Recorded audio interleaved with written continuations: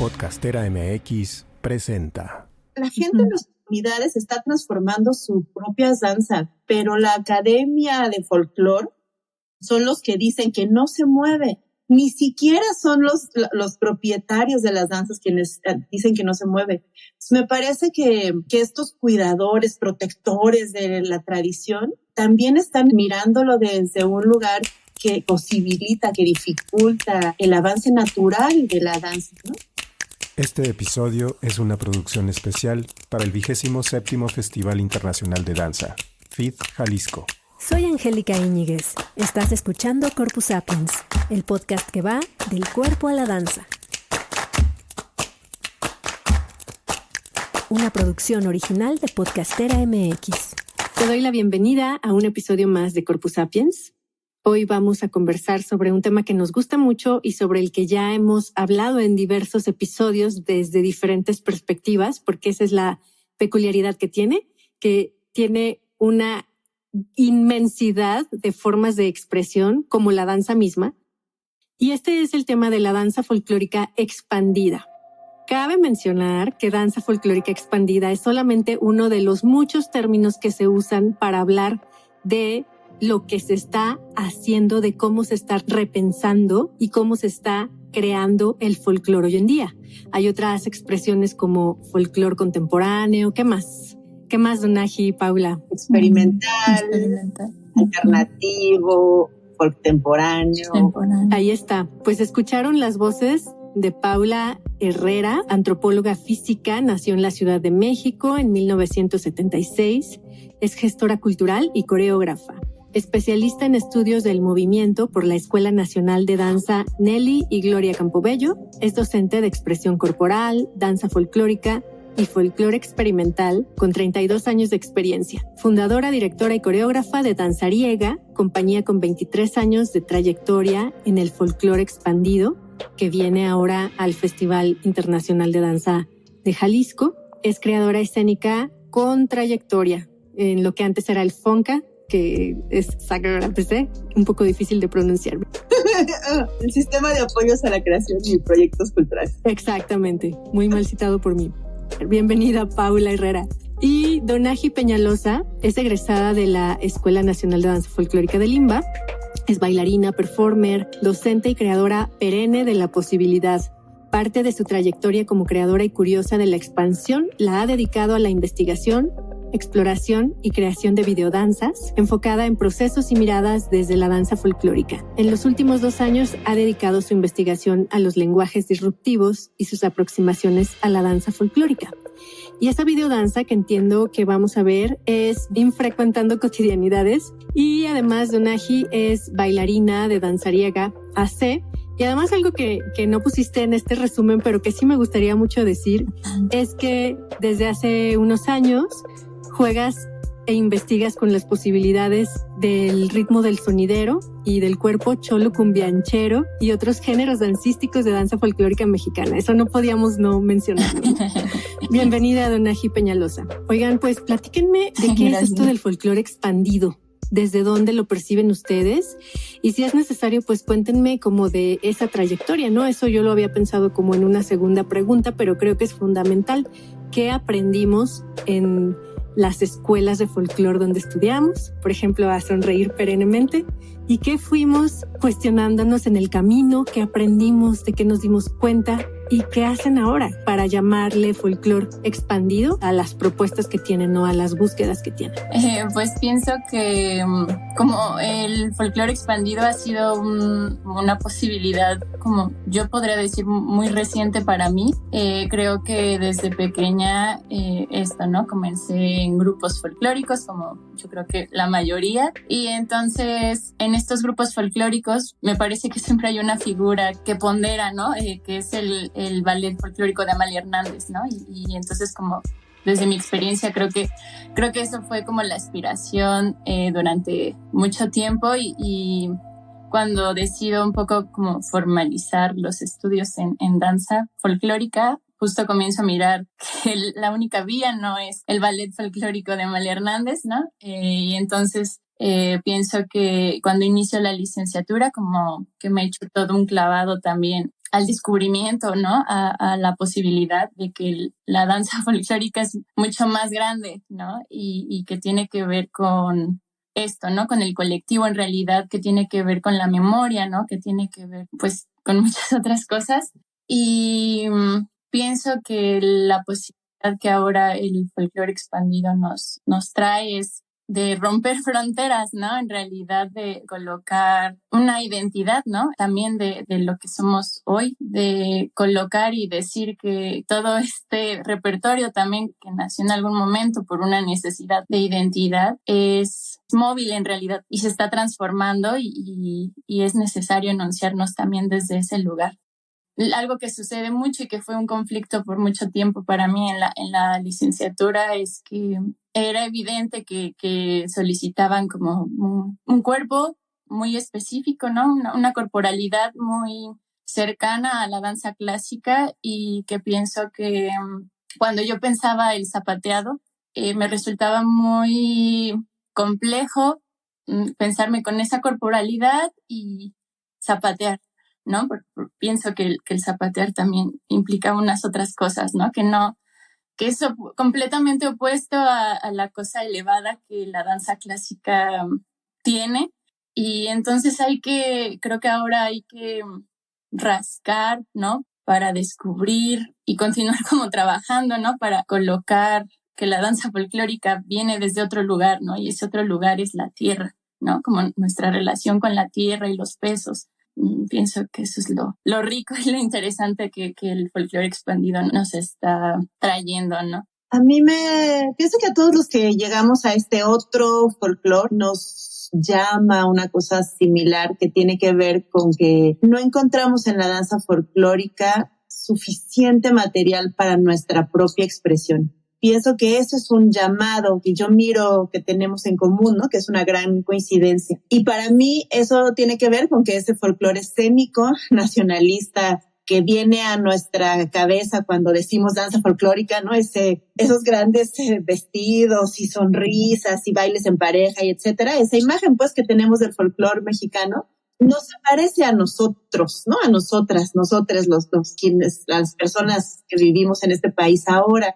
Y para mí ese fue el gran llamado, porque a mí me encanta zapatear, me encanta faldear. Era indudable para mí que esa técnica a mí me gustaba en el cuerpo. Para mí eso fue una clave. Como sí, en el cuerpo esto me gusta tener, me gusta poder decir cosas con los pies, ¿no? Me gusta esta sensación de la falda, como de volar, así me parecía fascinante, pero no me gustaba lo que se decía en escena. Porque además pienso que yo vengo de una familia con una historia de lucha social. Y entonces yo decía, es que ese México que yo veo en escena no se parece al México que yo miro en los periódicos, que yo miro en la calle, que sabemos en las noticias. O sea, no es el mismo México.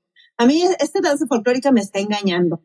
Yo siempre tuve esa sensación de ser engañada por la escena.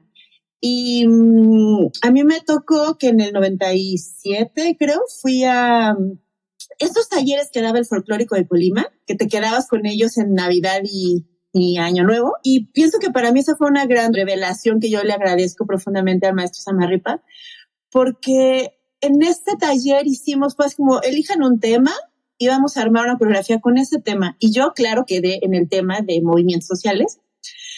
Y entonces yo decía, ¿a poco con el folclore se puede hablar de cualquier tema, no? Pienso que para mí esa fue una ventana a un universo que yo ni siquiera creía posible. Y cuando me di cuenta que había ese permiso, porque esa es la cosa, que pensamos que no hay permiso para hacer otra cosa. No, de verdad que nos hemos creído que no hay permiso. O sea, como que quién sabe quién nos quitó el permiso. Nosotros nos lo creímos, asumimos que no, que la cosa debe de ser. Hay un deber ser que nos aplasta de una manera monumental. Y cuando yo pude quitarme ese deber ser de encima, pienso que el mundo se abrió mágicamente. O sea, que fue así como abrir una puerta y listo, ya estaba del otro lado. Para mí, poder decir, bueno, entonces voy a hablar de lo que yo quiera. Los temas son míos y lo único es que sí quiero mantener la técnica porque me encanta. Así que voy a seguir zapateando, voy a seguir faldeando. Si necesito otra música, pues será otra música. Si necesito otro tipo de vestuario, pues será otro tipo de vestuario, porque tiene que ver con lo que yo quiera decir,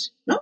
Entonces, toda la obra tiene que obedecer a lo que yo quiera decir, pero sí quiero la técnica. Pienso que ahí fue el gran hallazgo, ¿no? Para mí, y ya no hubo vuelta de hoja. O sea, que una vez que probé la delicia de poder expresar lo que necesitaba, ya no hubo manera de volver, ¿no? Pues qué interesante, porque no solamente es darnos cuenta de que no cabemos en ese repertorio, sino darnos cuenta de que podemos hacer otro, podemos hacerlo diferente y podemos seguir creando. Y sí es interesante esa parte introyectada de institucionalidad y de inamovilidad aparente, ¿no? Del folclore, que yo pienso que viene desde la construcción nacionalista, de lo que es mexicano, ¿no? Lo que es, pues es, porque está aludiendo a una esencia del ser. ¿Qué piensan ustedes sobre el nacionalismo hoy? ¿Qué cosas hay que preguntarles a esos nacionalismos?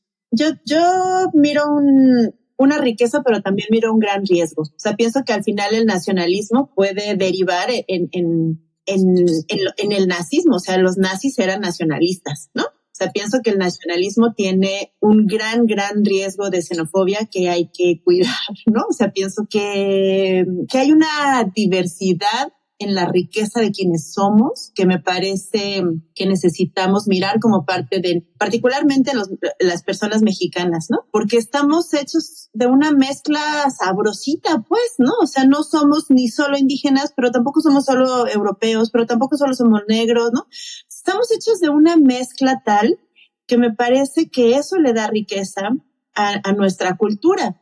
Y además eso hace que seamos muchos Méxicos, porque el México del norte no se parece al México del sureste y no se parece al México del centro. O sea, este es un país muy grande y somos tan diversos que eso es lo que tenemos en común, ¿no? La gran diversidad. O sea, a mí me parece que ese nacionalismo post-revolucionario que quería unificar el ser mexicano, hacerlo de una manera, pues eso claro que en estos tiempos no tiene cabida de ninguna manera, yo lo pienso, ¿no? O sea, me parece que justo ahora el nacionalismo tiene que ver con la diversidad de las personas, de la lengua, de las geografías, ¿no? Como con esa multiplicidad de formas y lenguajes y colores y expresiones y etcétera. Entonces pienso que en ese sentido incluso es un aprendizaje que deberíamos mirar los folclóricos, ¿no?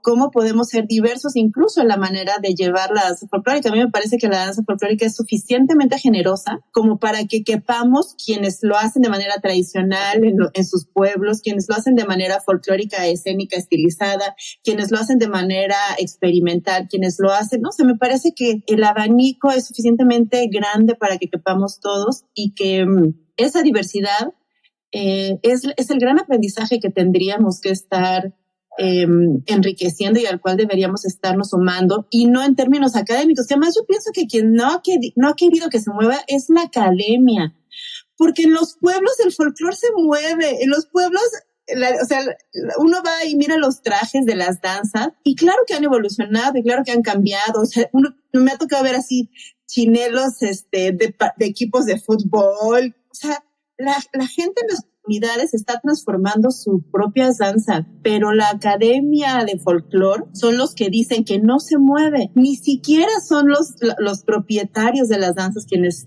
dicen que no se mueve. Me parece que estos cuidadores, protectores de la tradición, también están mirándolo desde un lugar que imposibilita, que dificulta el avance natural de la danza, ¿no? Y luego yo pienso que quienes no tenemos esa tradición, que además estamos ubicadas, yo me miro a mí misma como alguien que no viene a la danza desde una tradición familiar, sino que viene a la danza desde la academia, porque yo fui a la escuela a aprender a bailar, ¿no? Y desde ese lugar asumo mi discurso y mi trabajo corporal. Sí pienso que estamos en una disposición distinta de mirar este nacionalismo, ¿no? Entonces yo miro, somos un montón, somos diferentes, nuestra danza es diferente, nuestro folclore es diferente. Venga a la diversidad, ¿no? O sea, qué riqueza más deliciosa, ¿no? ¿Y tú qué dices, Donají? Concuerdo un montón con Paula, ¿no? Creo que el nacionalismo o como su construcción fue para responder a unas necesidades, ¿no? Pero de un México. Y entonces, ¿qué pasa con el México de ahora, el México de hoy? ¿Qué pasa con estas nuevas figuras, con estos nuevos pensamientos, con todo lo que nos está atravesando ahora, de donde soy, se hace como un ritual de petición de lluvias cada año. Entonces, pienso que ha sido muy interesante mirar como su paso por los años, porque claro que yo lo miro ahora con los rituales de petición de lluvias. No es lo mismo que hace unos 10 años, ¿no? Que hacían todos los preparativos para las ofrendas, ¿no? Que había ciertos rituales, que se ocupaban ciertos elementos, ¿no? Ciertas cosas dadas por la naturaleza, conseguidas por otros lugares que ahora ya no están, ¿no? Y que entonces, como aquí, ¿no? En los pueblos está el cambio constantemente, ¿no? Traigo otros elementos para transformar, pero continúo, ¿no? Con la tradición, ¿no? Y pues que en realidad la tradición se está haciendo todo el tiempo, ¿no? Exacto, no hay tradición sin evolución, ¿no? Exactamente. Oigan, ¿y qué piensan de que la danza folclórica es contenedora de historias o de la historia, si lo queremos ver así, y de memoria colectiva? ¿Y cómo dialoga eso, cómo dialoga la tradición y todo lo que contiene la tradición con la contemporaneidad? A mí una de las cosas que me gustan del folclore es justo ser un recipiente de la historia, ¿no? Pienso que la danza folclórica es una danza que se hace en colectivo, en comunidad, y que tiene que ver con los procesos geográficos, históricos de la propia comunidad, ¿no? Ya decía Donaji, esto tiene que ver con el agua, por ejemplo, ¿no? Competición de agua. Entonces nos reunimos y vamos a bailar porque nos hace falta el agua, porque la comida, porque no. Hay una nosotredad que está de por medio todo el tiempo. Y bueno, cuando uno ve danza folclórica en escena, está puesto ahí. Cuando en el mejor de los casos uno ve historias en la danza folclórica, pero digamos que en el mejor de los casos, cuando uno ve que hay narrativa, digamos, alguna historia contenida en el folclore, tiene que ver con la historia, ¿no? Con esta dimensión de los sucesos colectivos que están pasando. Y a mí me parece que esa es una gran riqueza y particularmente pienso que en el trabajo que en Danzariega hemos hecho, nosotras hemos decidido que ese es un ingrediente al que no renunciamos, por ejemplo, ¿no? Que queremos sí hablar de la historia, que es necesario que el folclore siga hablando de la historia, y lo único es que nosotras decidimos que la historia no está solo atrás, ¿no? La historia no está solo en el pasado. Si pensáramos eso, entonces nos quita la responsabilidad de ser sujetos históricos, ¿no? Porque pues, si la historia está allá, yo que estoy aquí en el presente, ¿qué? ¿No? Pues ya la historia ya pasó, ¿no? Entonces, en ese sentido, mirarnos a nosotras mismas como sujetas de historia, estamos construyendo la historia ahora. Entonces, pues es sobre esa historia que se está construyendo ahora que queremos hablar en escena. O sea, particularmente a mí me parece importante que el folclore siga hablando de estas historias y me parece muy rico que hable de las historias contemporáneas, porque ¿qué es lo que está pasando en los pueblos, no? O sea, yo me pregunto, ¿qué pasaría si los pueblos originarios en sus danzas nos dijeran qué está pasando con el despojo que está ocurriendo en los espacios, ¿no? En el campo. Luego yo digo, ese no es mi espacio, no es esa la historia de la que yo quiero hablar, ¿no? Pienso que no me corresponde a mí más que como espectadora, o quizá yo puedo tomar el tema del despojo en general y hablar de eso. Pero sí, a mí me encanta. A mí la verdad es que me parece súper poderoso que la danza folclórica pueda hablar de la historia, y además, en ese sentido, sí me parece que además puede tener el componente de convertirse en denunciante de lo que está pasando. O sea, al hablar de la historia contemporánea, porque además pienso que la historia contemporánea, claro que tiene que ver con un montón de cosas que no nos gustan, pues entonces eso hay que decirlo también, ¿no? También eso hay que ponerlo en escena, porque el folclore nos han habituado a que el folclore es esta sonrisa perenne que dices, ¿no? Todo el tiempo estamos sospechosamente sonriendo, ¿no? ¿Quién sabe qué saben esos que bailan folclore que sonríen todo el tiempo? Porque cuando uno luego mira las realidades en el país, pues no sé cómo para sonreír todo el tiempo. Entonces, bueno, pues hablemos de esas otras realidades, ¿no? ¿Qué sí está pasando? Y echemos la historia, pero esa historia que también nos mueve las entrañas y la conciencia de otra manera, ¿no? A mí me parece importante que la danza mueva conciencias. Pienso que si estamos en escena y nos va a mirar mucha más gente y tenemos un alcance más grande que hablar así tú y yo, ¿no? O sea, que es una voz más grande, pues digamos cosas interesantes, ¿no? ¿Y qué temas las tocan? ¿Qué les interesa? ¿De qué están hablando? ¿Cuáles son esas cosas que han estado en escena en sus proyectos, ¿no? Y con las que están ahora mismo dialogando y trabajando. Pues pienso que un poco retomando Danzariega, ¿no? Esta necesidad de denunciarnos, porque además somos una colectiva de mujeres, ¿no? Entonces, como es mirar lo que nos está atravesando a nosotras como colectivo, además de mujeres, ahora, y eso es lo que se está llevando a escena, ¿no? Miro el repertorio de Danzariega, pienso que claramente los movimientos sociales son un tema, ¿no? La primera obra que hicimos en el 2004 hablaba sobre el movimiento zapatista, sobre las razones que dan origen al movimiento zapatista, ¿no? Como este gran ya basta, que además pienso que es un ya basta, que aunque los zapatistas lo pusieron sobre la mesa ese 1 de enero del 94, pienso que es un ya basta frente a la injusticia, frente a una serie de cosas que todo mundo decimos en realidad ya basta, ¿no? Es decir, es un ya basta que está vigente, ¿no? Que eso es lo más triste en realidad, que sigue vigente. Luego hicimos una obra que es esta de la que habla Donaji, que se estrenó en el 2005, pero hemos seguido bailando. Ahora la remontamos y la estamos bailando otra vez, que se llama Pero esta es una voz en marcha, que es una pieza que habla sobre los desaparecidos por desaparición forzada, en realidad, es decir, como la desaparición que tiene un componente del Estado como el responsable de la desaparición. Luego hicimos una obra sobre la insurgencia, sobre la potencia de la insurgencia. Esa obra se hizo en esta época del bicentenario, que decían, es que hay que celebrar.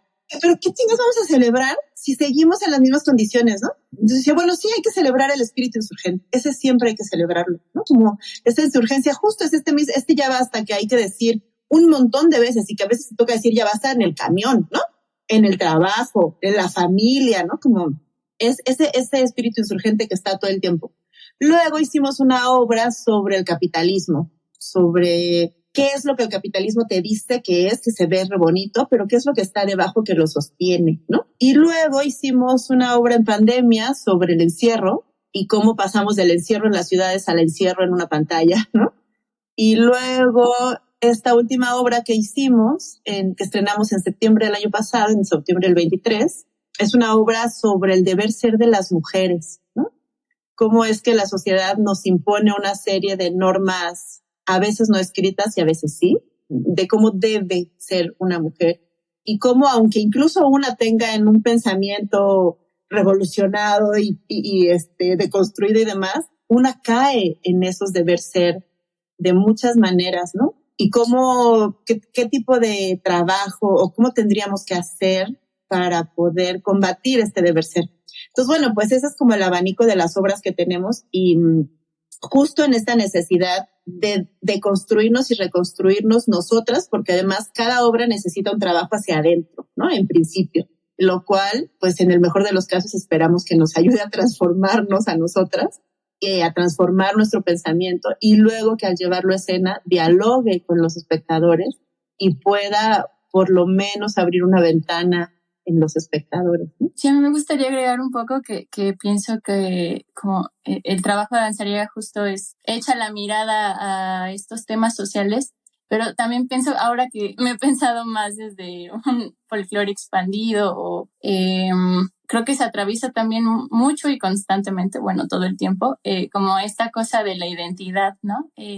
Hay una evidente búsqueda por la identidad, pero además creo que ahora para mí hay ciertas cosas también que vienen desde la técnica, ¿no? Desde esta academia, que ya no están siendo suficientes para enunciar, ¿no? Como esta historia colectiva que nos atraviesa todo el tiempo. Y entonces es necesario mirar, ¿no? Que la danza folclórica es como un micelio, ¿no? Todo el tiempo se está expandiendo y tiene que buscar nuevas raíces para suceder, para hacerse.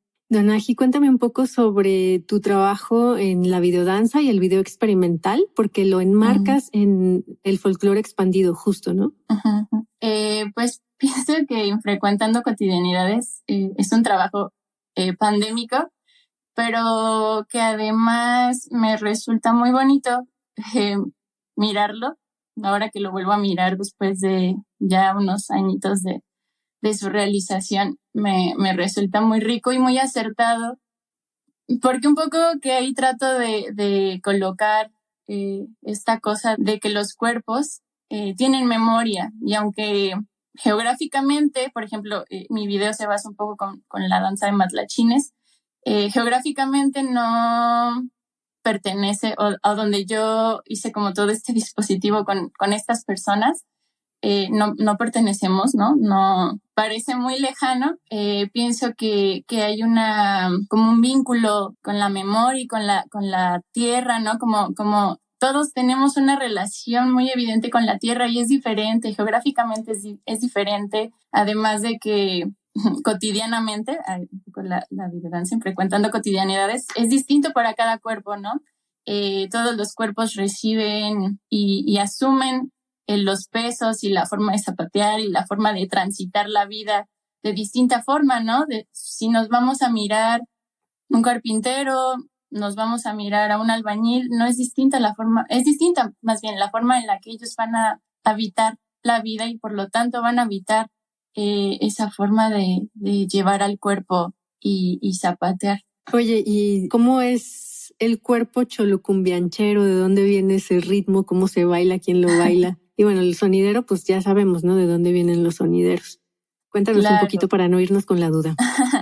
Pues, bueno, yo lo nombré así en algún momento. Ahora otra vez creo que me encuentro en una cosa de volver a redefinirlo. Pero el cuerpo cholocumbianchero es ese cuerpo que hace cumbia rebajada, la cumbia de Monterrey, estilo Colombia. Uh-huh. Y que pienso que es aquel que encarna un montón de cosas, pero sobre todo pienso que ese cuerpo se hace en colectivo, ¿no? Pienso que nace de la euforia del estar compartiendo todo el tiempo con esos otros cuerpos, porque además lo pienso desde un lugar de las retas, que por ejemplo ahora ya no es tan común que lo hagan en Monterrey, pero hacían retas entre compas o no compas en las calles para ver quién era el que bailaba mejor, ¿no? Un poco ese fue el momento en el que resolvían así las peleas en vez de darse unos golpes, pues era como de, a ver, te voy a demostrar que yo soy mejor que tú bailando, y sacando los mejores pasos y los pasos prohibidos, ¿no? Que mencionan así, pero que en realidad tiene que ver con la euforia del momento de estar ahí enunciándote, ¿no? Porque a mí me parece que es una forma de enunciar quiénes somos también. Sí, pienso que un poco viene desde ahí como para mí el cuerpo cholocumbianchero. La otra vez pasé por el centro de Guadalajara y estaban dando clases de danza de cumbia rebajada. Me pareció así, wow, nunca había visto. Súper. Pues para cerrar este episodio, ¿qué nos dicen? Que la danza es nuestra, que si haces danza folclórica te la apropies y desde ese lugar construyas lo que necesitas. Y si el folclore con los límites que te han enseñado que tiene no te deja hacer lo que quieres, pues entonces sacúdete los límites y haz lo que quieres. Yeah. ¿Y tú, Donaji, qué dices? Sí, yo diría que no dejemos de mirar la posibilidad que habita en el folclore, ¿no? Que en la danza folclórica. Incluso hasta me parece que ya necesita una redefinición de cómo la nombramos, que pienso que nos aventemos a eso, ¿no? A echarnos eso que nos está llamando ahora, porque creo que no nos está llamando solo a un pequeño grupo, nos está llamando a varios, ¿no? Que miran una necesidad constante de transformación en la danza folclórica y pues eso, ¿no? Que no hay límites para crear desde la danza folclórica, ¿no? Pues les agradezco mucho a las dos, Paula Herrera y Donaji Peñalosa. Conversamos con ustedes sobre la danza folclórica expandida y todo lo que por ahí pudo desprenderse, ¿no? El hilo que pudimos seguir hacia la historia, la memoria, la contemporaneidad, los cuestionamientos y demás. Si les interesa el tema, sigan las redes de estas dos artistas que se las dejamos en el copy del episodio y escuchen episodios anteriores que tienen relación con Danza Nacionalista. Está invitada Sureya Hernández, que es una historiadora de la danza. Conversamos también en otro episodio con Betsaida Pardo y Jairo Eli sobre el neomexicanismo en la danza. Y bueno, pues ahí tenemos material, ¿no? También hablamos con Alberto Montes sobre las percusiones menores y todas estas consideraciones que vienen justo desde la crítica a los nacionalismos. Y bueno, seguimos ahí la conversación. ¿Qué es lo que te produce ver folclore? ¿Qué folclore te interesa? Déjanos en los comentarios. Gracias por acompañarnos hasta el final del episodio. Si te gusta este contenido, suscríbete en tu plataforma de podcast preferida. También te invito a que visites nuestra web corpusapiens.com, donde podrás acceder de forma gratuita al archivo de danza que hemos construido a partir de nuestro diplomado. Porque sí, Corpus Sapiens también es un diplomado creativo en investigación de la danza. Si quieres comunicarte con nosotros, escríbenos al correo que te estamos dejando en el copy de cada episodio. Queremos que esto siga siendo un diálogo abierto. Y si valoras este trabajo libre, independiente y para todas y todos, y quieres contribuir a alargar su vida, puedes enviar tu donativo a través de nuestra página corpusapiens.com. En agradecimiento recibirás algunos de nuestros materiales.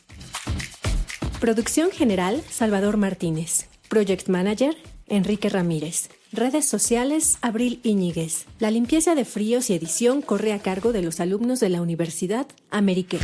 Mi nombre es Angélica Íñiguez. Soy investigadora de danza, creadora y hostess de Corpus Sapiens, el podcast que va del cuerpo a la danza. Corpus Sapiens es una producción original de Podcastera MX.